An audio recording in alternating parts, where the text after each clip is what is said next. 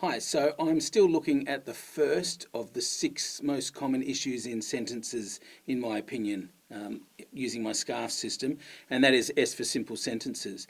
Now, I think it might help for me to take this passage that has lots of simple sentences and fix it up, thinking out loud as I go, so that you can understand the sort of thought process that I go through at least, to try and combine these sentences.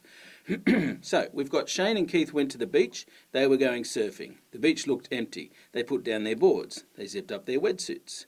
Then they heard something. It was a scream. Shane and Keith looked out at the surf. They saw something moving in the water. Then they saw it was a hand waving. Someone was drowning. They were calling for help. Okay, so perfectly, acceptable scene in a story, but the simple sentences are just getting, it's like we're being beaten with them over and over again. So let's have a look at the beginning. Shane and Keith went to the beach. They were going surfing. The beach looked empty. All right, these first 2 sentences I'm going to join because, they're going to the beach to go surfing, so they go together. The third one, the beach looked empty, I don't mind that as a short, simple sentence, and simple sentences can break up the rhythm, okay? And the beach looked empty has got a sort of a little bit of, creates a bit of an ominous mood, maybe a little bit of foreshadowing that something might be going to happen. So I'm going to leave that one, the beach looked empty. So let's underline that because that can stay. Okay, so Shane and Keith went to the beach. They were going surfing. Now, we've also got a repetition of beach. So when we rewrite these 2, let's change that. So instead of Shane and Keith went to the beach, they were going surfing, let's go with Shane and Keith went to their favourite isolated stretch of coast for a surf. So we've got coast instead of beach now, getting rid of that repetition, and we've added a bit of detail, saying that it was an isolated stretch of coast. That helps with the sort of sense of foreshadowing as well about something that may happen. Okay, we're going to keep the beach looked empty because we like that simple sentence. It helps break it up and adds to that foreshadowing. And then we've got they put down their boards, they zipped up their wetsuits, then they heard something. It was a scream.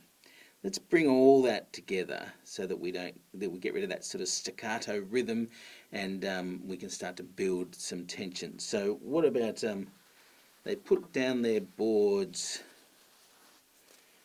and were zipping up their wetsuits when? So we've got and were zipping, or you could do and it just zipped up. Were zipping up their wetsuits when they heard a scream.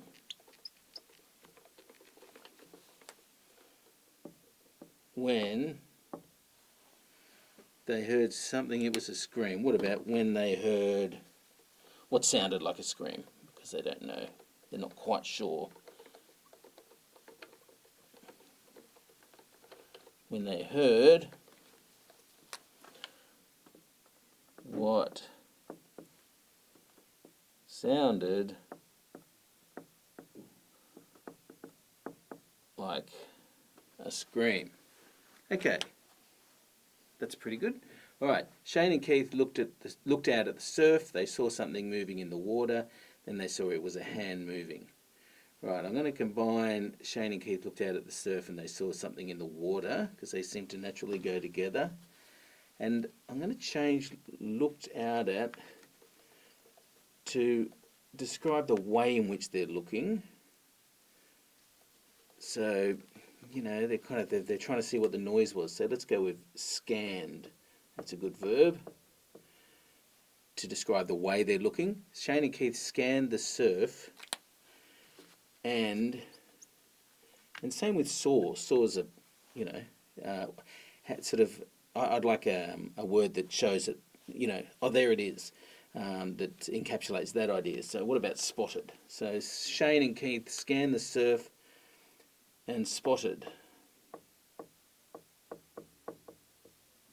something moving in the water.